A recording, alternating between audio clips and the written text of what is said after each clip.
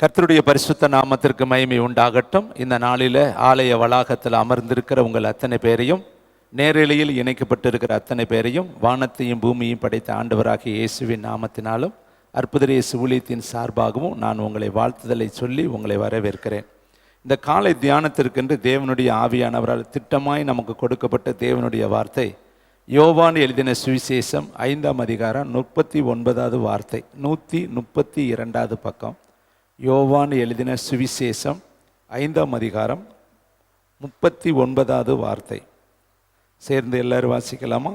132வது பக்கம். வேத வாக்கியங்களை ஆராய்ந்து பாருங்கள், அவைகளால் உங்களுக்கு நித்திய ஜீவன் உண்டென்று எண்ணுகிறீர்களே, என்னை குறித்து சாட்சி கொடுக்கிறவைகளும் அவைகளே. போதும். கர்த்தருடைய பரிசுத்த நாமத்திற்கு மகிமை உண்டாகட்டும். இந்த காலை வேளையில் இந்த உலகத்திற்கு மிக மிக மிக மிக முக்கியமான ஒரு காரியத்தை நம் தியானிக்க தேவன் நமக்கு இந்த நேரத்தை கொடுத்திருக்கிறார். எத்தனை ஆசீர்வாதங்கள் இருந்தாலும் அவைகள் நிலையானது கிடையாது. எத்தனை செல்வங்கள் இருந்தாலும் அது நிலையானது கிடையாது. எத்தனை வாழ வயதின் குமாரர்கள் நமக்கு இருந்தாலும் அது நிலையானது கிடையாது. இந்த உலகத்தில் ஒரு மனிதனுக்கு மிக மிக மிக முக்கியமான ஒன்று தேவனுடைய வார்த்தை. அதைத்தான் இந்த நாளில் வேதம் சொல்லுது. பாருங்கள், வேத வாக்கியங்களை ஆராய்ந்து பாருங்கள். இன்றைக்கு நம்ம உலகத்தில் எதையோ ஆராய்ச்சி செய்கிறோம். வானத்தை ஆராய்ச்சி செய்யக்கூடிய நிறைய வானிலை ஆராய்ச்சியாளர்கள் இருக்கிறாங்க. பூமி கீழே இருக்க கடல்களை ஆராய்ச்சி செய்ய ஆட்கள் இருக்காங்க. இன்னும் பார்த்தீங்கன்னா நிறைய விதமான அறிவியலில் ஆராய்ச்சி செய்ய ஆட்கள் இருக்கிறாங்க. நாமும் கூட சிலரை பார்த்தோன்னே சொல்லுவோம், இவர் நல்லா இருப்பார், நல்லா இருக்க மாட்டார், இந்த பிள்ளை படிக்கும், இந்த பிள்ளை படிக்காது, இந்த தோட்டத்தில் விவசாயம் வரும், இது வராது, இவங்க இப்படி தான் இருப்பாங்க, இப்படி இருக்க மாட்டாங்கன்னு நம்ம கூட நம்மளுக்கு இருக்கக்கூடிய ஞானத்தில் சொல்லிடுவோம். ஆனால் தேவன் நம்ம இடத்துல எதிர்பார்க்கிறது, வேதத்தை கொஞ்சம் நீங்கள் ஆராய்ந்து பாருங்கள். ஏனென்றால் இந்த உலகத்தில் நடக்கிற எல்லா தவறுகளுக்கும் காரணம் என்ன தெரியுமா? வேதம் தெரியாதது தான் காரணம். வேதத்தை அறிந்தால் அந்த மக்கள் அப்படிப்பட்ட பயங்கரமான காரியத்திலிருந்து தங்களை விலக்கி காத்துக்கொள்வாங்க. தாவீது சொல்கிறார், கர்த்தருடைய வேதம் என் காலுக்கு தீபமும் என் பாதைக்கு வெளிச்சம். அப்போ ஒரு மனுஷனுக்கு தீபமும் வெளிச்சமாக இருக்கிறது வசனம். அந்த வசனம் இல்லாததுனால தான் இன்றைக்கு ஜனங்கள் கண் சொருகி போன குருடர்களாக இருக்கிறாங்க. இந்த வசனத்தை அறியாதபடியினால், இந்த வசனம் தெரியாதபடியினால், இந்த வசனம் போதிக்கப்படாதபடியினால், இந்த வசனத்தை அவர்கள் தெரிந்து கொள்ளாதபடியினால் தான் அவர்கள் கண்கள் இருந்தும் குருடர்களாய், காதுகள் இருந்தும் செவிடர்களாய், கைகள் இருந்தும் தொட முடியாதவர்களாய், கால்கள் இருந்தும் நடக்க முடியாதவர்களாய் அவர்கள் இருக்கிறார்கள். அருமையானவர்களே, இந்த கால வேளையில் ஒரு மனிதனுக்கு ரொம்ப ரொம்ப ஜீவனுக்கு ஈடான ஒரு முக்கியமான காரியம் என்னன்னா வசனம். அதனால தான் கர்த்தர் சொல்கிறாரு, வேத வசனங்களை ஆராய்ந்து பாருங்கள். அப்போ வசனத்தை படிப்பதோடு மட்டுமல்ல, அந்த வசனத்தை ஆராய்ச்சி செய்யணும், அந்த வசனத்தை தியானம் பண்ணணும், அந்த வசனத்தை மற்ற வசனத்தோடு ஒப்பிட்டு பார்க்கணும். அந்த வசனத்தின்படி நம்ம நடக்கிறோமா, அதன்படி நம்ம வாழ்கிறோமா, அதன்படி நம்முடைய குடும்பம் இருக்கிறதா, அதன்படி நம்முடைய பிள்ளைகள் இருக்கிறதா, அதன்படி நம்முடைய தொழில் இருக்கிறதா, அதன்படி கண்கள் இருக்கிறதா, சிந்தனைகள் இருக்கிறதா, நினைவுகள் இருக்கிறதா, வாயின் வார்த்தைகள் இருக்கிறதாங்கிறத நம்ம ஒப்பிட்டு பார்க்கணும். உதட்டளவில் படிச்சுட்டு உள்ளத்தளவில் நம்ம வேற காரியம் செய்யக்கூடாது. அப்போ வாழ்க்கையோடு வசனம் கலந்தால்தான் நம்முடைய வாழ்க்கையில் தேவனுடைய நாமம் மகிமைப்படும்.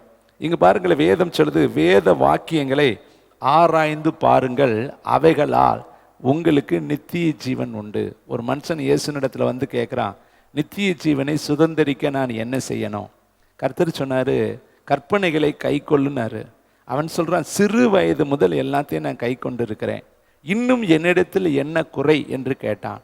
கர்த்தர் சொன்னார், உனக்கு உண்டானவைகளை எல்லாம் விற்று ஏழைகளுக்கு கொடுத்துட்டு என்னை பின்பற்றி வா என்று சொன்னார். ஆனால் அவனோ ஐஸ்வர்யவானாக இருந்தபடியினால், அதிக செல்வத்துக்கு சொந்தக்காரனாக இருந்தபடியினால், தன்னுடைய சொத்துக்களை ஏழைகளுக்கு கொடுக்க மனமற்றவனாக அவன் வருத்தத்தோடு இயேசுவை விட்டு விட்டு போய்விட்டான் என்று வேதம் சொல்லுது. அப்போ இயேசுனிடத்தில் வரணும்னு அவனுக்கு ஆசை, நித்திய ஜீவனை பெற்றுக்கொள்ளணும்னு ஆசை, முடிவில்லாத அந்த ராஜ்யத்துக்குள்ளே போகணும்னு அவனுக்கு ஆசை. ஆனால் இயேசுவுக்காக விட்டு விட வேண்டியதை விட்டு விட அவனுக்கு மனசு இல்லை. அவன் வேதம் சொல்லுது, இயேசுனிடத்தில் வந்துட்டு வருத்தத்தோடு போன ஒரே ஒரு மனிதன் அவன்தான். காரணம், இயேசுவை விட அவன் பணத்தையும் செல்வத்தையும் உலக ஆஸ்தியையும் அந்தஸ்தையும் அவன் பெருசாய் நினைத்தபடியினால் வருத்தத்தோடு இயேசுவை விட்டு விட்டு போய்விட்டான். இதை கேட்குற தம்பி, தங்கச்சி, தாயை, தகப்பனே, இந்த வேதம் நமக்கு என்னத்தை காண்பிக்கிறது? நித்திய ஜீவனை காண்பிக்கிறது, பரலோகத்தை நமக்கு காண்பிக்கிறது, பரிசுத்தத்தை நமக்கு காண்பிக்கிறது, தேவனுடைய விருப்பத்தை நமக்கு காண்பிக்கிறது, தேவனிடத்தில் போவதற்கு வழி இதுதான் என்பதை நமக்கு தெளிவாக இந்த வசனம் காண்பிக்கிறது. அதனால தான் இந்த வேதத்தை கர்த்தர் நமக்கு எழுதி கொடுத்திருக்கிறாரு. இந்த வசனத்தை குறித்து இன்னொரு வாக்கியத்தை நான் உங்களுக்கு வாசிக்க விரும்புகிறேன். அதே யோவான் எழுதின சுவிசேஷம் 7ஆம் அதிகாரம் 38ஆம் வசனத்தில் பரிசேயர்கள் சொல்லக்கூடிய ஒரு வார்த்தை அங்கே எழுதப்பட்டிருக்கிறது. வசனத்தை வாசிக்கலாமா? ஏசாயா தீர்க்கதரிசி யோவான் 7ஆம் அதிகாரம் 38வது வார்த்தை. தேங்க்யூ, வண்டர்ஃபுல் த கோலிஸ். 49வது வார்த்தை. யோவான் 7ஆம் அதிகாரம் 49வது வார்த்தை. வேதத்தை அறியாதவர்களாகிய இந்த ஜனங்கள் சபிக்கப்பட்டவர்கள் என்றார். வேதத்தை தெரியாதவர்கள், வேதத்தை அறியாதவர்கள், வேதத்தை கற்றுக்கொள்ளாதவர்கள், வேதத்தை படிக்காதவர்கள் எப்படிப்பட்டவர்கள் வசனம் சொல்லுது? சபிக்கப்பட்டவர்கள். அதே மாதிரி வேதத்தில் நீதிமொழிகளை நீங்கள் வாசித்து பார்த்தால் வேதத்தை கேளாதவனுடைய ஜெபம் அருவருப்பு என்று வேதம் சொல்லுகிறது. நீதிமொழிகள் புஸ்தகம் 28:9 வசனத்தை தயவு செய்து நீங்கள் பாருங்கள். ஜெபிப்பதற்கும் வேதத்துக்கும் நெருங்கிய தொடர்பு இருக்குது. 787வது பக்கத்தை எடுத்து தயவுசெய்து எல்லாரும் நீங்கள் ஜெபிப்பதற்கு முன்னாடி முதல்ல வேதத்தை படிக்கணும். வேதத்தை கேளாதவனுடைய வாசிப்பா, வேதத்தை கேளாதபடி தன் செவியை விளக்கினுடைய ஜெபமும் அருவருப்பானது. வேதம் வசனம் இல்லாத ஜெபம், மனசில் வர்றதெல்லாம் பேசிக்கிட்டே இருந்தால் அந்த ஜெபம் கர்த்தருக்கு அருவருப்பானது. அப்போ வேத வசனத்தின் படி நம்ம ஜெபிக்கணும். எழுதியிருக்கிறபடி நம்ம கர்த்தரிடத்தில் அன்பு கூறணும். எழுதியிருக்கிறபடி நம்ம கற்பனைகளை கை கொண்டு ஜெபிக்கும் பொழுது அந்த ஜெபம் தேவனுக்கு எப்படி இருக்குதா? ஆசீர்வாதமாக இருக்குது, மேன்மையாக இருக்கிறது, அது மகிமையாக இருக்கிறது, அது ஏற்புடையதாக இருக்கிறது. அப்போ இன்றைக்கு இந்த காலை தியானத்தில் நம்ம வசனத்துக்கு எவ்வளோ முக்கியத்துவத்தை கொடுக்குறோம், இந்த வசனத்தை நம்ம எந்த அளவுக்கு கண்ணும் கருத்துமாய் படிக்கிறோங்கிறது ரொம்ப முக்கியம். இன்னைக்கு ஜெபத்துக்கு நம்ம முக்கியத்துவம் கொடுக்குறோம், ஆராதனைக்கு நம்ம முக்கியத்துவம் கொடுக்குறோம், ஆனால் வசனத்துக்கு நம்ம எவ்வளவு முக்கியத்துவம் கொடுக்குறோங்கிறது இந்த கால வேளையில் நம்ம யோசிக்கும்படி தான் கர்த்தர் இந்த வசனத்தை நமக்கு கொடுத்து தியானிக்க வைத்திருக்கிறார். வேதத்தை கேளாதவனுடைய ஜெபம் அருவருப்பாக இருக்குது. நீ வேதத்தை படிக்காமலேயே, வேதத்துக்கு கை கொள்ளாமலே, வேதத்தின்படி வாழாமலே, வேதத்துக்கு முக்கியத்துவம் கொடுக்காமலே நீ எவ்வளவு ஜெபம் பண்ணாலும் அந்த ஜெபம் தேவனுடைய ராஜ்யத்துக்குள்ளே போய் மகிமைப்படாது. அது தேவன் அருவருக்கிற ஜெபம். அருமையானவர்கள், இன்னைக்கு கால வேளையில் யோசுவா புஸ்தகத்தை நீங்கள் எடுத்து வாசித்து பாருங்களேன். யோசுவாவுக்கு கர்த்தர் புத்திமானாய் விளங்குறதுக்கு என்ன செய்யணும்னு அவர் சொல்லி கொடுத்தார். யோசுவா எழுதின புஸ்தகம் 1ஆம் அதிகாரத்துக்கு நீங்கள் கடந்து வாங்க. அங்கே வேதம் சொல்லுது, யோசுவாவுக்கு கர்த்தர் ஊழியத்தை கொடுத்தவன் அனுப்பும் பொழுது 1ஆம் அதிகாரம் 8ஆம் வசனம் 269வது பக்கம். எல்லாரும் எடுத்து கொஞ்சம் நிறுத்தி நிதானமாய் பார்க்கலாம். இந்த நியாய பிரமாண புஸ்தகம் பார்த்தீங்களா, உன் வாயை விட்டு பிரியாதிருப்பதாக, இதில் எழுதியிருக்கிறவைகளின்படியெல்லாம் நீ செய்ய கவனமாக இருக்கும்படி இரவும் பகலும் அதை தியானித்து கொண்டிருப்பாயாக. அப்பொழுது நீ உன் வழிகளை வாய்க்க பண்ணுவாய், அப்பொழுது நீ புத்திமானாய் நடந்து கொள்வாய். இந்த வேதம் எவ்வளோ முக்கியம் பார்த்தீங்களா? இந்த நியாய பிரமாணத்தில் இருக்கிறவைகளின்படியெல்லாம் செய்ய நீ கவனமாக இருக்கணும். அப்பொழுது தான் நீ இந்த உலகத்தில் புத்திமானாய் நடந்து கொள்வாய். அப்போ இந்த உலகத்தில் நீங்கள் புத்தியுள்ளவர்களாய் வாழணும்னா உங்களுக்கு 100% இந்த வேத வசனம் உங்களுக்கு கட்டாயம் தேவை. இந்த வசனம் இல்லாமல் நீங்கள் இந்த உலகத்தில் புத்திமானாய் வாழ முடியாது. அதனால தான் யோசுவாவுக்கு கர்த்தர் சொல்றாரு, இந்த பிரமாண புஸ்தகம், இந்த வேத வசனம் உன் வாயை விட்டு பிரியக்கூடாது. இதை விட்டு நீ வலது பக்கமாவது இடது பக்கமாவது என்ன செய்யக்கூடாது? விலகக்கூடாது. இதன்படியே நீ இருந்தேனா நீ இந்த உலகத்தில் புத்திமானாய் வாழ்வ. இதைத்தான் சங்கீதக்காரனாகிய சங்கீதம் 1ஆம் அதிகாரத்தில் 2வது சங்கீதத்தை வாசித்து பார்த்தா 1ஆம் சங்கீதத்தில் 2வது வசனம் அங்கே அழகாய் சங்கீதக்காரர் சொல்லுகிற ஒரு வார்த்தை உண்டு. இந்த வசனத்தை நம்ம படிக்கும் பொழுது என்ன நடக்குதோ, கர்த்தருடைய வேதத்தில் பிரியமாயிருந்து இரவும் பகலும் அவருடைய வேதத்தில் தியானமாக இருக்கிற மனுஷன் பாக்கியவான். நியாயப்பிரமாண புஸ்தகத்தை வாயை விட்டு பிரியக்கூடாதுன்னு யோசுவாவுக்கு சொன்னார். இங்கே சங்கீதக்காரர் சொல்கிறாரு, இந்த வேத வசனத்தின் மேலே பிரியமாயிருந்து. ஏதான் ஐயா சொல்கிறாரு, பிரதர் சொல்கிறாரு, உங்களுக்கு அறிமுகமானவர்கள் சொல்கிறாங்க, அப்படி கிடையாது. நீங்கள் இந்த வசனம் கர்த்தர் உங்களுக்கு கொடுத்துருக்கிற பிரமாணம். நீங்கள் யோசியா எழுதின தீர்க்க தரிசன புஸ்தகம் 1052 பக்கத்தை எடுத்துட்டு இந்த வசனத்தை பார்க்கலாம். 1052 பக்கத்தை தயவுசெய்து எனக்காக எடுங்க. யோசியா எழுதின தீர்க்க தரிசன புஸ்தகம் 4ஆம் அதிகாரம் 6வது வசனத்தை எல்லாரும் எடுத்து இந்த வசனத்தை நீங்கள் ஒப்பிட்டு பார்க்கணும். கர்த்தர் என்ன அழகாய் அந்த வார்த்தையை அழுத்தம் திருத்தமாய் சொல்லி வைத்திருக்கிறார் என்று. யோசியா 4ஆம் அதிகாரம் 6வது வசனம். என் ஜனங்கள் அறிவு இல்லாமையினால் சங்காரம் ஆகிறார்கள். இப்போ சங்காரத்துக்கு காரணம் என்னது? அறிவு இல்லை. எந்த அறிவு? கர்த்தருக்கு பயப்படுதலே ஞானத்தின் ஆரம்பம், அவரை அறிகிற அறிவே அறிவு என்று வேதம் சொல்லுது. அப்போ வேதத்தை படித்தா தான் நமக்குள்ள ஞானம் வரும். அந்த ஞானம் இல்லாதவர்கள் தான் அறிவு இல்லாதவர்கள். என் ஜனங்கள் ஞானம் இல்லாதவர்களால் அறிவு இல்லாமையினால் சங்காரம் ஆகிறார்கள். நீ அறிவை வெறுத்தாய், ஆகையால் நீ என் ஆசாரியனாய் இராதபடி நான் உன்னை வெறுத்து விடுவேன். நீ உன் தேவனுடைய வேதத்தை மறந்தாய், ஆகையால் நானும் உன் பிள்ளைகளை. எவ்வளோ பெரிய காரியம் இருக்கிறது! நீ வேதத்தை மறந்தேன்னா கர்த்தர் உன் பிள்ளைகளை மறந்துடுவார். அப்போ உன் பிள்ளைகளுக்கும் வேதத்துக்கும் நெருங்கிய தொடர்பு இருக்குது. நீ வேதத்தை சுமந்தால் கர்த்தர் உன் பிள்ளைகளை சுமப்பார். நீ வேதத்தை நேசித்தால் கர்த்தர் உன்னை நேசிப்பார். நீ வேதத்தின்படி வாழ்ந்தால் கர்த்தர் உன்னுடைய குடும்பத்தை கட்டி எழுப்புவார். அப்போ வேதம் உன்னுடைய வாழ்க்கைக்கு காலுக்கும் பாதைக்கும் அது வெளிச்சமாக இருக்குது, தீபமாக இருக்குது. இதைத்தான் சங்கீதக்காரராகிய தாவீது சொல்றாரு, கர்த்தருடைய வேதத்தில் இரவும் பகலும் தியானமாக இருந்து. எப்படி தியானம்? பிரியமாக இருக்கணுமா. அந்த சங்கீதத்தை முதல் சங்கீதத்தை பாருங்கள், கர்த்தருடைய வேதத்தில் பிரியமாக இருந்து. இப்போ இந்த வேதத்தை நம்ம எத்தனை பேர் பிரியமாக படிக்கிறோங்கிறது உங்களுக்கே தெரியும். அப்பாவுக்காக படிக்கிறவங்க இருப்பீங்க, அம்மாவுக்காக படிக்கிறவங்க இருப்பீங்க, சபைக்கு வர்றதுக்காக சில பேர் படிப்பாங்க, ஏன்னா கேள்வி கேட்டுருவாங்களோ அப்படின்னு சொல்லி படிப்பாங்க. எதை கடைமுறைக்கு படிக்கிறவங்க, மனப்பாடம் படிக்கிறவங்க இருப்பாங்க, பரிசு பொருளுக்காக படிக்கிறவங்க இருக்காங்க. சில பேர் போட்டிக்காக படிக்கிறாங்க. எப்படி போட்டின்னு? ஏதாவது ஒரு போட்டி வைக்கிறாங்கன்னா இதை படித்து முடித்து இதில் கேள்விகளுக்கு பதில் எழுதுனா பரிசு கொடுக்கப்படும்னா அதுக்கு படிக்கிறவங்க இருக்கிறாங்க. சிலர் இதை பொய்யின் என்று நிரூபிக்க படித்தவர்களும் இன்றைக்கு ஊழியக்காரர்களாக இந்த உலகத்தில் மின்னி பிரகாசித்திருக்கிறாங்க. வேதம் சொல்லுகிறது, கர்த்தருடைய வேதத்தை கையில் எடுக்கும் பொழுது ரொம்ப பிரியமாக எடுக்கணுமா. ஐயோ, கர்த்தர் என் கூட பேசணுமே. நீங்கள் ஜெபிக்கிறது கர்த்தரிடத்தில் நீங்கள் பேசுறது, ஆனால் வேதம் படிக்கும் பொழுது கர்த்தர் உங்களிடத்தில் பேசுவார். அப்போ நீங்கள் கர்த்தருடைய சத்தத்தை கேட்கணும்னா முதல்ல வசனத்தை படித்தா தான் கர்த்தருடைய சத்தத்தை கேட்க முடியும். ஏன்னா அவர் வசனம் இல்லாமல் உங்கள்கிட்ட பேசவே மாட்டார். வசனம் தான் அவர் உங்களோடு பேசுகிறது. ஏன்னா இந்த வசனம் ஆவியும் ஜீவனுமாய் இருக்கிறது. இந்த வசனம் ஊன்றி உருவம் உங்களை குத்தக்கூடியதாக இருக்கு. இருதயத்தின் நினைவுகளை வகையறுக்கக்கூடியதாக இருக்கு. நினைவுகளின் உள் தோற்றங்களை எல்லாம் அவைகள் உங்களுக்கு காண்பிக்கக்கூடியதாக இருக்கிறது.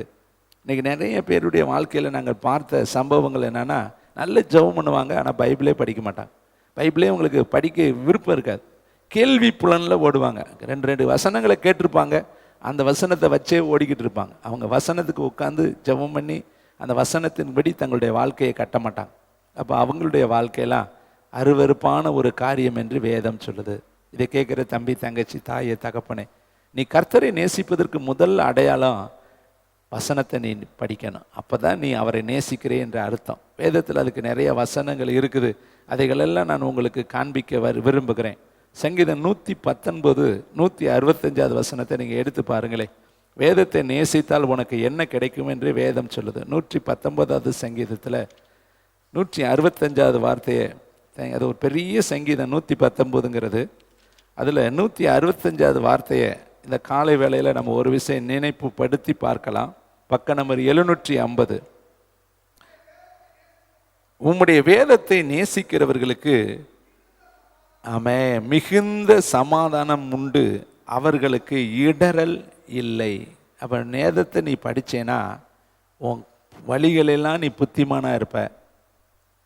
வேதத்தை நேசித்தேனா உனக்கு எல்லா காரியமும் வாங்கிக்கும். சங்கீதக்காரர் சொல்கிறாரு, வேதத்தில் தியானமாக இருக்கிற மனுஷன் பாக்கியவான், அவன் நீர்க்கால்களின் ஓரமாய் நடப்பட்டு தன் காலத்தில் தன் கனியை தந்து இலையுதிராது இருக்கிற மரத்தை போல இருப்பான், அவன் செய்வதெல்லாம் வாக்கியம். இங்கே சொல்கிறாரு, வேதத்தை நேசிக்கிறவங்களுக்கு என்ன இருக்கும்னு சொல்கிறாரு பாருங்க. 165 வார்த்தையில் மிகுந்த சமாதானம் உண்டு, அவர்களுக்கு இடரல் இல்லை. உங்களுக்கு சமாதானம் வேணுமா? சமாதான காரணர் எழுதி வைத்திருக்கிற சமாதான புஸ்தகத்தை படித்து பாருங்கள். இதை படிங்க, இதில் உட்காந்து நேரத்தை செலவிடுங்க. இந்த வேதத்துக்கு நீங்கள் முக்கியத்துவம் கொடுத்தீங்கன்னா கர்த்தர் உங்களுக்கும் உங்கள் பிள்ளைகளுக்கும் முக்கியத்துவம் கொடுப்பார். உங்கள் தொழிலுக்கு கர்த்தர் முக்கியத்துவம் கொடுப்பார். உங்கள் வீட்டுக்குள்ள சமாதானத்தை கர்த்தர் கட்டளையிடுவார். உங்கள் கையின் பிரயாசத்தை எல்லாம் கர்த்தர் ஆசீர்வதிப்பார். இந்த வருஷத்தின் தொடக்கத்தில், இந்த வருஷத்தில் எப்படியாவது நான் வேதத்தை படித்து முடிக்கணும். அதுக்கு நியூஸ் பேப்பர் மாதிரி கிடையாது. இன்றைக்கி நிறைய பேர் படிக்கிறத நான் பார்த்தேன். நம்ம பிள்ளைகளே போட்டி போட்டுக்கிட்டு படிக்கிறாங்க. அப்படி கிடையாதுங்க. வேதம் படிக்கிறப்ப அமைதியாய் உட்கார்ந்து ஒவ்வொரு வார்த்தையும் கருத்தாக தியானிக்கணும்.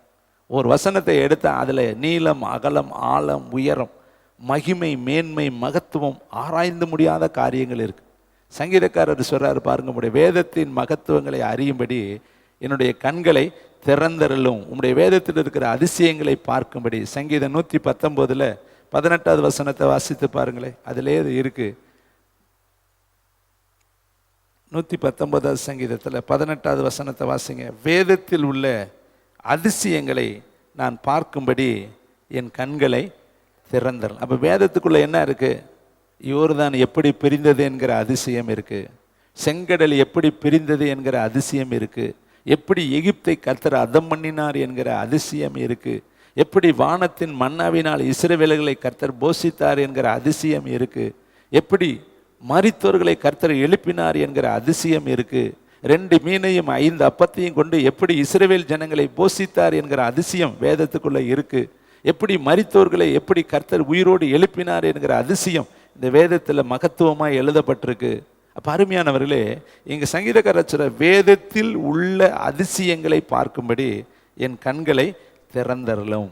ஆகாருக்கு பக்கத்தில் தான் நீரூற்று இருந்துச்சு, தெரியல. அவள் கண் திறக்கப்பட்ட உடனே பக்கத்தில் இருக்கிற நீரூற்றை அவள் பார்த்தாள். அப்போ பக்கத்தில் தான் நீரூற்று இருந்துச்சு, ஆனால் அவள் கண்ணு மூடி இருந்ததுனால தெரியல. இன்னைக்கு நம்முடைய வாழ்க்கையிலையும் இந்த வேதத்துக்குள்ள 1 கோடி மில்லியன் அதிசயங்கள் இருக்குது, அற்புதங்கள் இருக்குது, ஆச்சரியமான காரியங்கள் இருக்குது. அதை நம்ம உட்கார்ந்து படித்து தியானிக்காததுனால இன்னைக்கு நம்முடைய வாழ்க்கையில் அதிசயங்களை பெற்றுக்கொள்ள முடியலை. பாருங்களே, எம்மாவூர் சீசர்களை பார்த்து ஏசப்பா பேசும் பொழுது அவர்கள் சொல்கிற ஒரு வார்த்தை, அவர் நம்மோடு பேசும் பொழுது நம்முடைய இருதயம் கொழுந்து விட்டு எரியவில்லையா?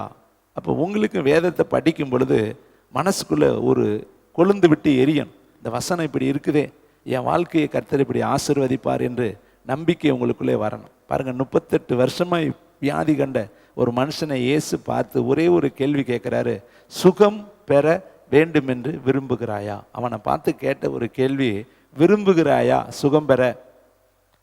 அவன் சொல்கிற பதில், என்னை கொண்டு போய் விடுவதற்கு ஒருவனும் இல்லை. அவன் விரும்புகிறேன்னு சொல்லலை, அவன் சாக்கு சொன்னான், போக்கு சொன்னான், மற்றவர்கள் மேலே பலியை போட்டான், மற்றவர்களை காரணம் சொல்கிறான். என்னை கொண்டு போய் விட ஒருவனும் இல்லை, நான் போகிறதுக்குள்ளே வேறொருவனை இறங்கி விடுகிறான். இப்படி தான் சொன்னானே வெளிய எனக்கு சுகம் வேணும் அப்படின்னு அவன் அந்த வார்த்தை சொல்லலை. ஏசப்பா அவனை பார்த்து சொல்கிறாரு, எடுந்து உன் படுக்கையை எடுத்துக்கொண்டு நட. ஆனால் கொஞ்ச நேரத்துக்கு பின்னாடி நீங்கள் பார்த்தீங்கன்னா அவன் ஆலயத்திற்கு வரும் பொழுது அவன் ஆலயத்தில் இயேசு கண்டு, இனி நீ அதிக கேடானது ஒன்று செய்யாதபடி, உனக்கு அதிக கேடு வராதபடி இனி பாவம் செய்யாதே போ என்று சொன்னார். அப்போ அந்த மனுஷன் எங்கே வந்துட்டான்? சுகம் பெற்றவுடனே அவன் ஆலயத்துக்கு வந்து உட்கார்ந்துருந்தான். இயேசு அவனை ஆலயத்தில் கண்டு அவர் சொல்கிறாரு, அதிக கேடானது ஒன்று உனக்கு வராதபடி இனி பாவம் செய்யாதே போ. அப்போ அவன் குளத்தண்டையில் உட்கார்ந்ததுக்கு காரணம் என்ன? பாவம். பாவத்தினுடைய சம்பளம் தான் பல ஆண்டுகள் அவன் அந்த இடத்துல உட்காருவதற்கு காரணம். அதிக கேடானது அவனுடைய வாழ்க்கையில் சம்பவித்ததற்கு காரணம் அவனுடைய தவறோ அவனுடைய முன்னோர்களுடைய தவறோ அதுக்கு காரணமாக இருந்துச்சு. இதை கேட்குற தம்பி, தங்கச்சி, தாயை, தகப்பனே, எம்மா ஒரு சீசர்கள் சொல்கிறாங்க, கொழுந்து விட்டு எரியலையா? இதை கேட்குற இன்னைக்கு உங்களுக்கு வேதத்தை படிக்கும் பொழுது கொழுந்து விட்டு எரியுதா எரியலையா? எரியலைன்னா உங்கள் இருதயம் செத்த இருதயம் என்ற அர்த்தம், உங்கள் வாழ்க்கையில் ஜீவன் இல்லை என்ற அர்த்தம். ஏன்னா வசனம் ஆவியும் ஜீவனுமாய் இருக்கிறது. அது கேட்கிறவனையும் பேசுகிறவனையும் குத்தும் என்று வேதம் சொல்லுது. இருதயத்தினுடைய நினைவுகளை வகையறுக்கும் என்று வேதம் சொல்லுது. நீங்கள் ஜெபிக்கும் பொழுது வசனம் உங்களுக்குள்ளே வரணும். வசனம் வந்தால் தான் உங்களுக்குள்ளே ஆவியானவர் கிரியை செய்து கொண்டு இருக்கிறார் என்று அர்த்தம். தேவனுடைய பிள்ளைகளே, இங்கே வேதத்தில் சொல்லப்பட்டிருக்கு, வேதத்தை நேசிக்கிறவங்களுக்கு சமாதானம் உண்டு. பாருங்க, சங்கீதக்காரர் அதே 119வது சங்கீதத்தில் 136வது வசனத்தை வாசித்து பாருங்க. ஒரு சங்கீதத்தில் நிறைய வார்த்தைகளை, வேதத்தினுடைய மகத்துவங்களை அவர் சொல்லுகிறார். வசனத்தை வாசிக்கிறார். 136வது வசனம், உம்முடைய வேதத்தை மனுஷர் காத்து நடவாதபடியினா என் கண்களில் இருந்து நீர்த்தாரைகள் ஓடுகிறது. பார்த்தீங்களா, வேதத்தை காத்து அந்த வசனத்தின்படி நடக்காததுனால ஒரு ராஜாவாகிய தாவீதோடைய கண்ணில் கண்ணீர் வருதான். தான் மக்கள் வசனத்தில் நடக்கலைன்னு சொல்லி அழுது இருக்கிறார். இதெல்லாம் வேதத்தில் அவர் சொல்றாரு, என் ஜனங்கள் உமது வேதத்தை மனுஷர் காத்து நடவாதபடியினால் என் கண்களில் இருந்து நீர்த்தாரைகள் ஓடுகிறது. அடுத்து பாருங்களே, சங்கீதத்தில் 119 அதே இதில் 109 வசனத்தை வாசித்து பாருங்க. 109 அதே சங்கீதத்தில் 109, என் பிரமாணங்களை எப்பொழுதும் என் கையில் இருக்கிறது, ஆனால் உம்முடைய வேதத்தை மறக்க மாட்டேன். உம்முடைய வேதத்தை நான் மறக்க மாட்டேன்.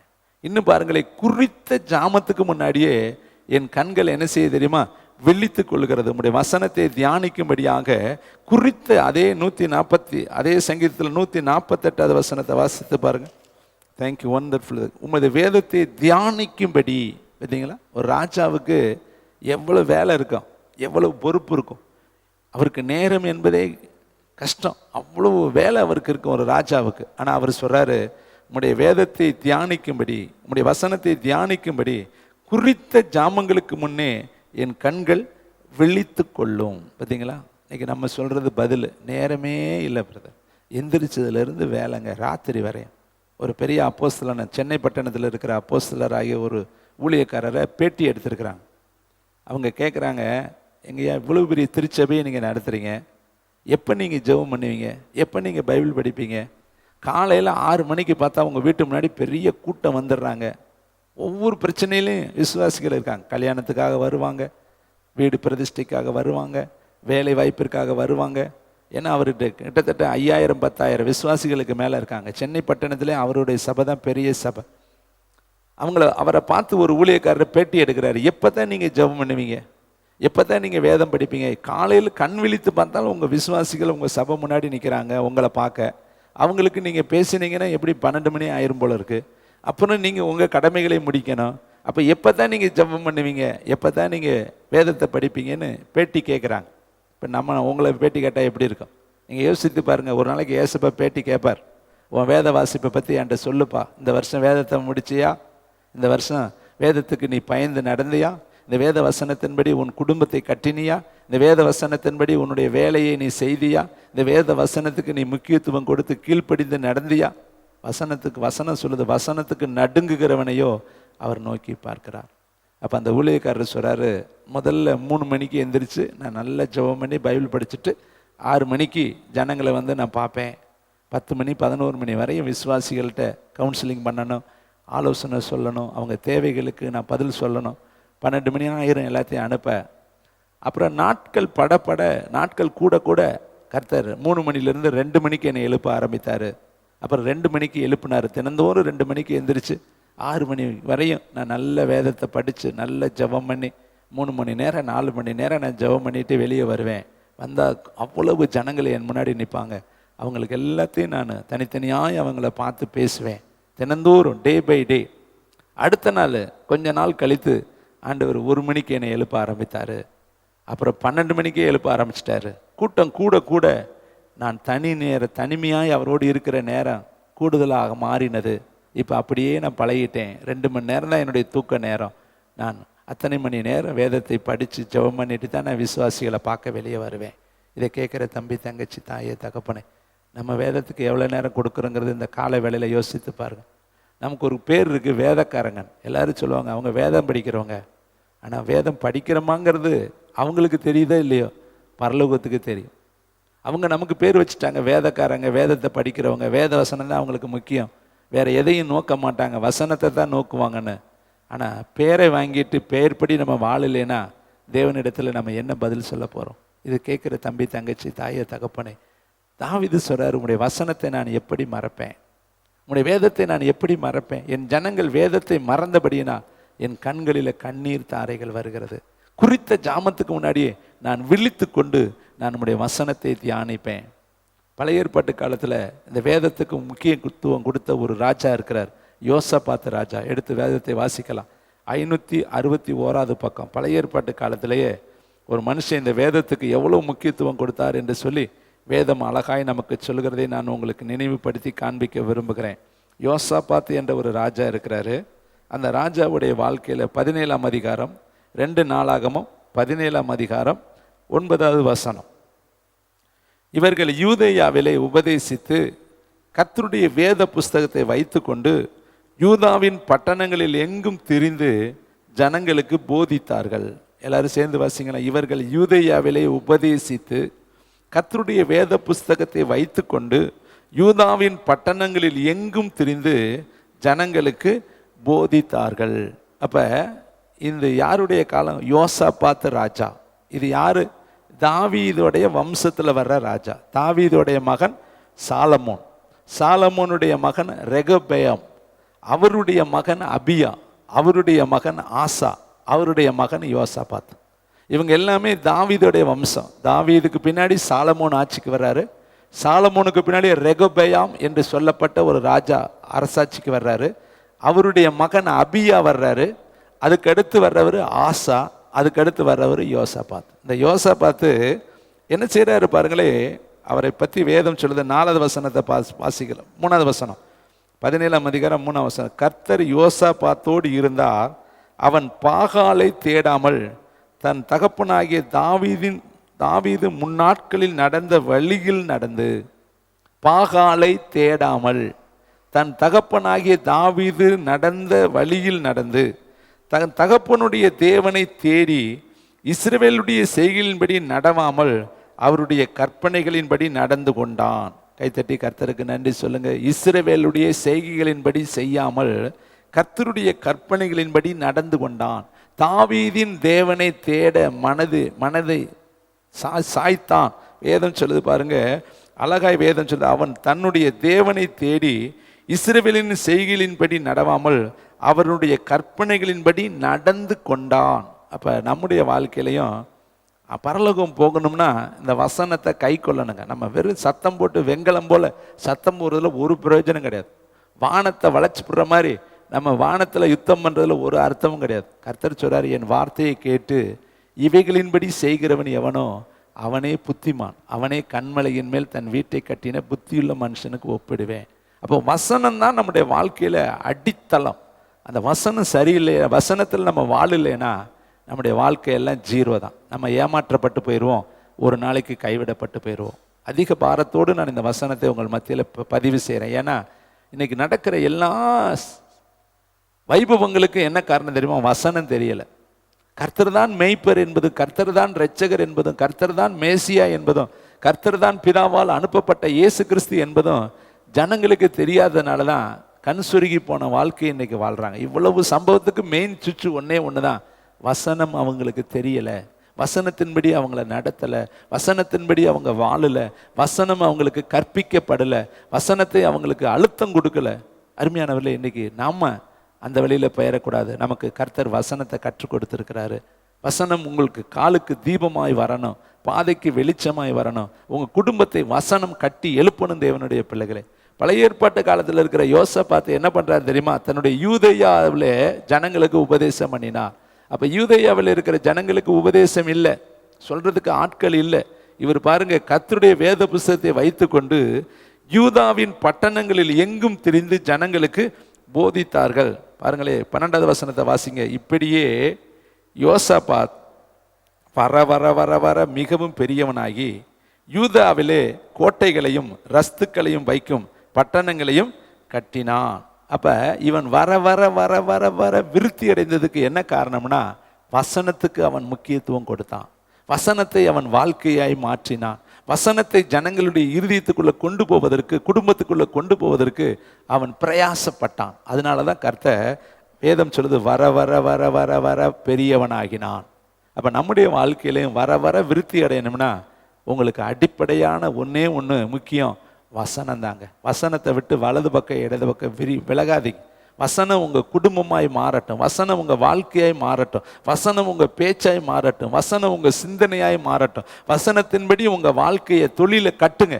அப்பொழுது கர்த்தர் உங்களை வாளாக்காமல் தலையாக்கி, கீழாக்காமல் மேலாக்கி உங்களுடைய வாழ்க்கையில் மகிமையான காரியத்தை செய்வார்.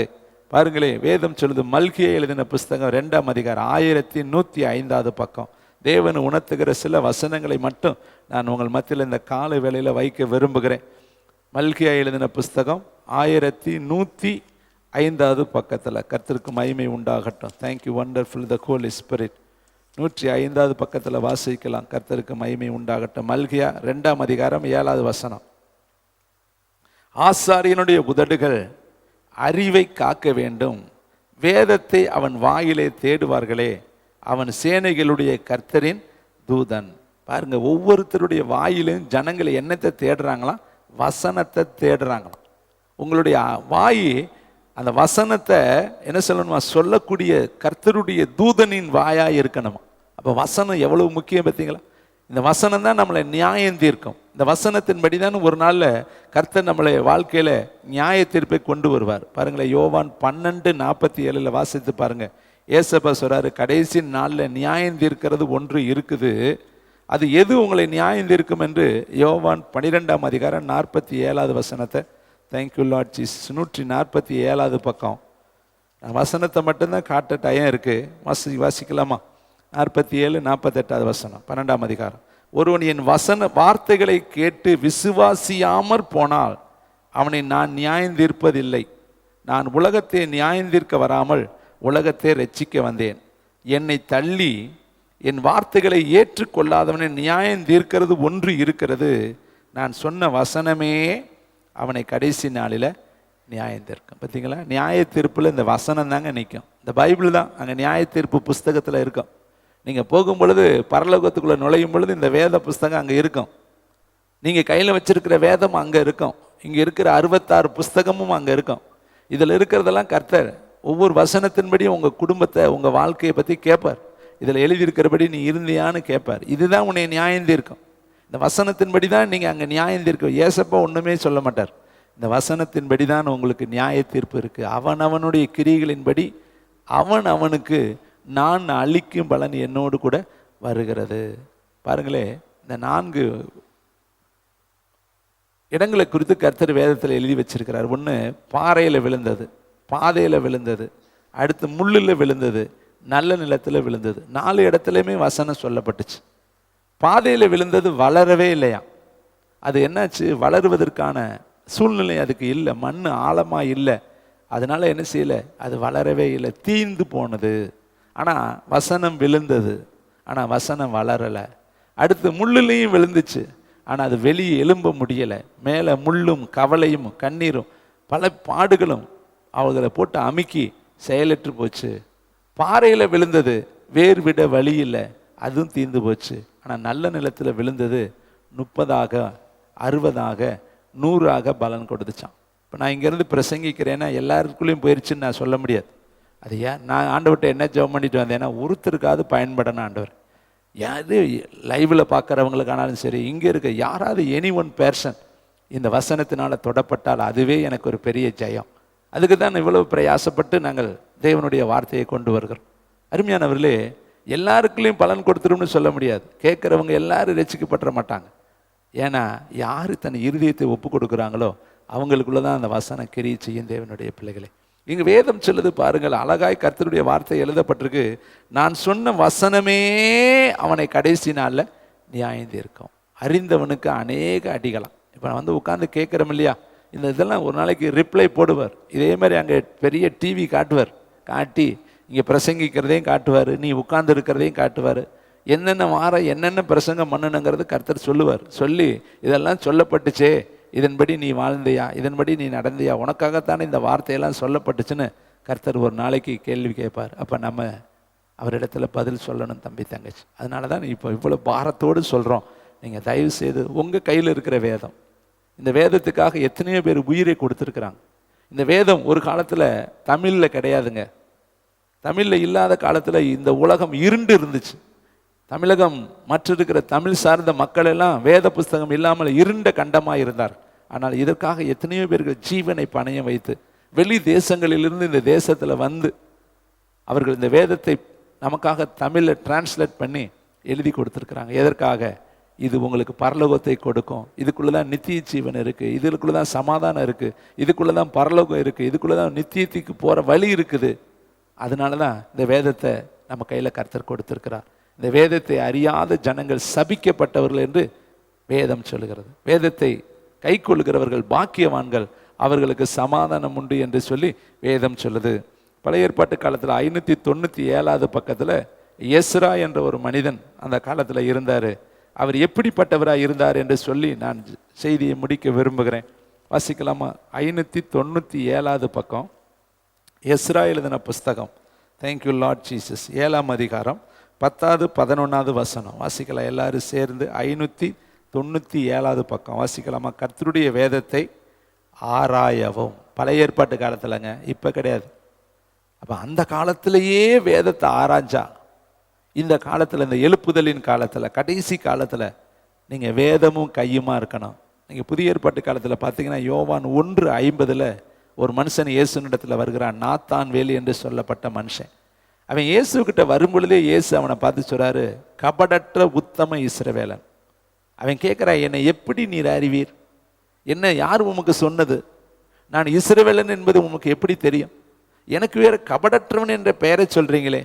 அப்போ கர்த்தர் சொல்கிற ஒரு பதில் இருக்குது. ஏசப்பா சொல்கிறாரு, உன்னை அத்தி மரத்தின் கீழே நான் கண்டேன்.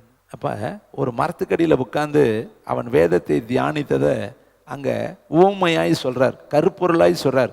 நீ மரத்துக்கடியில் உட்கார்ந்துருந்து வேதத்தை சாட்சி ஆகமத்தையும் நீ தியானித்ததை நான் பார்த்தேன். அதனால் உன்னை மாதிரி ஒரு கபடற்றவன் இஸ்ரவேலுக்குள்ளே இல்லை. அப்போ ஒரு அத்தி மரத்து கீழே இருக்கிறவனும் பார்க்குறாரு, காட்டத்தி மரத்து மேலே உட்கார்ந்து இருக்கிறவனை கர்த்தர் பார்க்குறாரு. அப்போ உன்னையும் என்னையும் கர்த்தர் பார்க்காம இருப்பாரா? ஆகார் துரத்தி விடப்பட்டு வனாந்திரத்தில் அவள் ஓடும் பொழுது கர்த்தர் அவளை பார்த்தார் என்று வேதம் சொல்லுது. அதனால தான் அவள் பேர் வைக்கிறா, என்னை காண்பவரை நானும் இவ்விடத்தில் கண்டேன் என்று சொல்லி அவள் அவருக்கு காண்கிற தேவன் என்கிற பெயரை வைத்தாளாம். அப்போ கர்த்தர் காண்கிறவர். அவருக்கு எத்தனை கண்கள் இருக்குது தெரியுமா? 7 கண்கள் உடையவர். அவருக்கு 2 கண் கிடையாதுங்க, 7 கண்கள் உள்ளவர், 7 சபைகளை உடையவர், 7 பொன்குத்து விளக்கு மத்தியில் உலாவிக் கொண்டு இருக்கிறவர். நம்ம 2 கண்ணால் இந்த உலகத்தை பார்க்குறோம், ஆனால் லட்ச கண்ணு நம்மளை பார்க்குதுங்க. நீங்கள் பார்க்குறது 2 கண்ணால் பார்க்குறீங்க, ஆனால் 2 கண்ணோடு கூட எத்தனாயிரம் பேர் உங்களை பார்க்குறாங்க தெரியுமா? ஒவ்வொரு நாளும் என்னை எத்தனை பேர் வாட்ச் பண்ணுவாங்க, உங்களை எத்தனை பேர் வாட்ச் பண்ணுவாங்க. முழு பரலோகம் நம்மளை கவனிக்குது. நீங்கள் அந்த வேலை போனீங்கன்னா எல்லா இடத்துலையுமே என்ன இருக்குது? கேமரா வச்சுருக்குறாங்க. ஒவ்வொரு ரோட்லேயும் கேமரா இருக்குது. நீங்கள் எங்கே புறப்புறீங்க, எங்கே போகிறீங்கிறது கேமரா உங்களை கவனிச்சுக்கிட்டே இருக்கு. அது மாத்திரமல்ல, செயற்கைக்கோள் ஸ்டேட் லைட்லேருந்து உங்களை கவனிக்கிறாங்க. ஸ்டேட் லைட்லேருந்து நீங்கள் போகிற ஜிபிஎஸை வச்சு எல்லாம் உங்கள் வாகனம் எவ்வளோ வேகத்தில் போகுது, எத்தனை கிலோமீட்டரில் போகுது, எந்த திசையில் போகுதுலாம் கண்டுபிடிச்சிருவாங்க. உங்கள் வாகனத்துக்குள்ளே எத்தனை பேர் இருக்காங்க கண்டுபிடிச்சிருவாங்க. உங்கள் வாகனம் எந்த திசையை நோக்கி போகுது, எத்தனை கிலோமீட்டர் வேகத்தில் போகுது, எந்தெந்த சீட்டில் யார் யார் உட்கார்ந்துருக்கா, எல்லாத்தையும் பார்க்கக்கூடிய அளவுக்கு இன்னைக்கு நவீன உலகம் பெருகி போச்சு. அப்போ மனுஷன் கண்டுபிடிப்பேன் இவ்வளவு இருக்குன்னா, தேவனுடைய அனாதி கண்கள் எப்படிப்பட்டதாக இருக்குது யோசித்து பார். அவருக்கு எல்லாமே தெரியுங்க, அண்ட சராசரமும் தெரியும். சவுல் எங்கே இருக்கிறான்னு கேட்குறப்ப தளவாடங்களுக்குள்ள ஒளிந்து இருக்கிறான்னு கர்த்தர் சொன்னார். யோனா அடித்தட்டில் போய் படுத்து கிடந்தானா. வேதம் சொல்லுது, ஆதாம் எங்கே இருக்குன்னு சொல்கிறப்ப, நான் கர்த்தருக்கு பயந்து தேவருடைய சத்தத்தை தோட்டத்தில் கேட்டு நான் அவருக்கு ஒளித்து கொண்டேன் என்று சொன்னேன். அவருக்கு மறைவாக எங்கெங்கே போக முடியும்? சங்கீதக்காரர் சொல்கிறார், உமக்கு மறைவாக நான் எங்கே போவேன்? வானத்துக்கு ஏறினாலும் நீ அங்கே இருக்கிறீர், பாதாளத்துக்குள்ளே போனாலும் நீர் அங்கே இருக்கிறீர், உமக்கு மறைவாய் நான் எங்கே போவேன்? அருமையானவர்களே, கர்த்தருக்கு மறைவாய் நம்ம ஓடவே முடியாது. கர்த்தரிடத்தில் ஒரு நாள் கட்டாயம் பதில் சொல்லித்தான். எல்லாரும் நியாய தீர்ப்பு கோர்ட்டில் எல்லா மனிதர்களும் ஏறித்தான் ஆகணும். அந்த ஏறி பதில் சொல்லித்தான் ஆகணும். அப்போ அந்த பதில் சொல்வதற்கு முன்னாடி நீங்கள் பதிலை தயாரிச்சுக்குங்க. இன்னும் பதில் சொல்லணுங்கிறது தான் இந்த வேதம் நமக்கு காண்பிக்குது. அதனால தான் வேதத்தை படிங்க. எதுக்கும் நேரம் செலவழிக்கிறீங்க. உங்கள் பிள்ளைகளுக்கு நேரம் செலவழிக்கிறீங்க, உங்களுக்கு நேரம் செலவழிக்கிறீங்க, குளிக்கிறதுக்கு நேரம் செலவழிக்கிறீங்க, அலங்காரம் பண்ண நேரம் செலவழிக்கிறீங்க, பிரயாணம் பண்ண நேரம் செலவழிக்கிறீங்க. ஆனால் வசனத்துக்கு உட்கார்ந்து படிக்கிறதுக்கு நம்ம எவ்வளோ நேரம் செலவழிக்கிறோம்? யோசித்துப்பார். இந்த காலை வேளையில் கர்த்தர் உன் கூட பேசுகிறார். நீ வசனத்தை மறந்தால் நான் உன்னை மறந்துடுவேன், நான் உன்னையும் மறப்பேன், உன் பிள்ளைகளையும் நான் மறந்துடுவேன். இந்த வேத வசனம் உன் காலுக்கும் உன் வாழ்க்கைக்கும் வெளிச்சமாக இருக்கணும். அதனால் எனக்கு படிக்க தெரியாதுலாம் சொல்லக்கூடாது. தெரிஞ்ச அளவுக்கு படி. இல்லாட்டி பிள்ளைகளை வச்சு கேட்டு படி. ஒரு ஊருக்கு போகிற, உனக்கு படிக்க தெரியாதுன்னு போகாமையாக இருக்கிற, யார்கிட்டையாவது கேட்டு அந்த அந்த போர்டு என்ன போர்டுன்னு தெரிஞ்சு பஸ் ஏறி போயிடுறே இல்லையா? செல்லு உனக்கு பயன்படுத்த தெரியாது, நீ பயன்படுத்தாமையா இருக்கிற, பயன்படுத்துகிறே இல்லையா? பயன்படுத்த தெரியாததெல்லாம் இன்றைக்கி நம்ம பயன்படுத்துகிறோம். எல்லாருமே கற்றுக்கொண்டதெல்லாம் எல்லாம் கற்றுக்கொண்டுட்டு வரலங்க, போக போக நம்ம கற்றுக்கொள்கிறோம். அப்போ வசனம் படிக்க தெரியாதுன்னு சாக்கு சொல்லக்கூடாது, நேரம் இல்லைன்னு சாக்கு சொல்லக்கூடாது, எனக்கு வியாதி கண்ணு தெரியலன்னு சாக்கு சொல்லக்கூடாது. இந்த சாக்கெல்லாம் ஒரு நாளும் பரலோகத்தில் செல்லுபடியாக.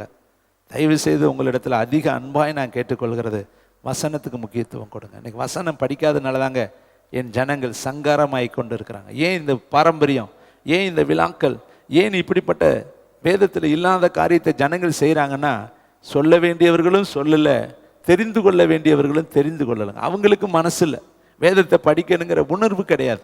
ஒருவேளை அவர்களுக்கு அந்த உணர்வு வந்திருந்தா அவங்களாவது படித்து தெரிஞ்சுக்கலாம், தெரிஞ்சு கொள்ளவும் ஆசைப்படலை, சொல்கிறவங்களும் சொல்லலை. அதனால் ஒரு பெருங்கூட்டம் பாதாளத்தை நோக்கி போய் கொண்டு இருக்கு. ஆனால் நாம் அதிலிருந்து தப்பிக்கப்பட்டவர்கள் வேதத்தை படித்து வேதத்தின்படி வாழும் பொழுது தான் நம்முடைய வாழ்க்கை ஒளிமயமாக மாறும். தேவனுடைய பிள்ளைகளை, ஏசாயா தீர்க்கதரிசி 51:7 நான் வாசித்து முடிக்க விரும்புகிறேன். எல்லாரும் வாசித்து பார்க்கலாமா? ஏசாயா 51:7, 858 பக்கம். தேங்க்யூ வண்டர்ஃபுல் த ஹோலி ஸ்பிரிட். 858 பக்கம். தேங்க்யூ ஜீஸ். ஏசாயா தீர்க்கதரிசி புஸ்தகம் 51 அதிகாரம் 7வது வசனத்தை வாசித்து முடிக்கலாம் எல்லாரும் சேர்ந்து. Thank you lord. வாசிக்கலாமா? வாசிமா. நீதியை அறிந்தவர்களே, என் வேதத்தை இருதயத்தில் பதித்திருக்கிற ஜனங்களே, எனக்கு செவி கொடுங்கள். என் வேதத்தை இருதயத்தில் பதித்திருக்கிற ஜனங்களே, எனக்கு செவி கொடுங்கள். மனுஷரின் நிந்தைகளுக்கு பயப்படாமல். இன்னைக்கு அநேகர் உங்களை நிந்திக்கிறாங்களா? பைபிள் படிக்கிறதுனால யாராவது சொல்லிடுவாங்கன்னு இன்னைக்கு பயப்படுறாங்க. அநேகர் பயப்படுறதுக்கு காரணம் உலகம் நமக்கு உதவி செய்யாதுன்னு. ஆனால் பரலோக தேவன் உங்களுக்கு சொல்கிறாரு, எனக்கு செவி கொடுங்கள், மனுஷரின் நிந்தைக்கு பயப்படாமலும் அவர்கள் தூஷணங்களால் கலங்காமலும் இருங்க. யார் என்ன சொன்னாலும் கலங்கக்கூடாது. எனக்கு ஒரு மேய்ப்பர் இருக்கிறார். தாவீது சொல்லிட்டார், கர்த்தர் என் மேய்ப்பர், நான் பயப்படேன். மனுஷன் எனக்கு என்ன செய்வான்? அவர் என்னை புல்லுள்ள இடங்களில் மேய்ப்பார். என் ஆபத்து காலத்தில் நான் அவரை நோக்கி கூப்பிடுவேன், அவர் எனக்கு மறு உத்தரவு கொடுப்பார். என் யுத்த நாளிலே என் தலையை மூடிக்கொள்வார். ஒரு யுத்த காலம் வரும் பொழுது என் தலையை மூடிடுவார். மனுஷனுடைய கைக்கு என்னை அவர் விட்டு கொடுக்க மாட்டார். அருமையான தம்பி தங்கச்சி, இந்த கால வேளையில் வேதத்தை நேசிங்க, வேதத்தை படிங்க, வேதத்துக்கு செவி கொடுங்க, வேதத்துக்கு உங்கள் வாழ்க்கையை ஒப்பு கொடுங்க. அப்பொழுது கர்த்தர் உங்களை வாளாக்காமல் தலையாக்குவார். எல்லாரும் எளிமை நின்று பரலோகத்துக்கு நேர கரங்களை உயர்த்தி ஒரு வேளை வேதத்தை நம்ம ஏனதானோ என்று படித்து ஏனதானோ என்று அதுக்கு கீழ்ப்பிடிந்திருந்தால், இன்னைக்கு ஆண்டவரே நாங்கள் முழு இருதயத்தோடு இந்த வசனத்துக்கு ஒப்பு கொடுக்குறோன்னு சொல்லி இந்த வசனத்துக்கு நேராக திரும்புவோம். நல்ல பிதாவே, நீர் கொடுத்த வார்த்தையை கடுகளவு மாறாமல் உங்களுடைய பிள்ளைகளிடத்தில் சொல்லி இருக்கிறேன். ஒவ்வொரு பிள்ளைகளையும் ஆசீர்வதிங்க. இவர்கள் ஒவ்வொருவரும் உடைய வசனத்துக்கு நேராக திரும்புவார்களாக. இவர்களுக்கு வசனம் காலுக்கு தீபமாயும் பாதைக்கு வெளிச்சமாயும் மாறட்டும். இவர்கள் வேதத்தை மறவாதபடி இந்த வசனத்துக்கு அப்பா இவர்கள் சாட்சிகளாய் வேதாகமத்தையும் சாட்சி ஆகமத்தையும் இவர்கள் கவனிக்க உதவி செய்யும். ஒவ்வொருவரையும் ஆசீர்வதியும். இயேசுவின் நாமத்தில் பிதாவே. எல்லாரும்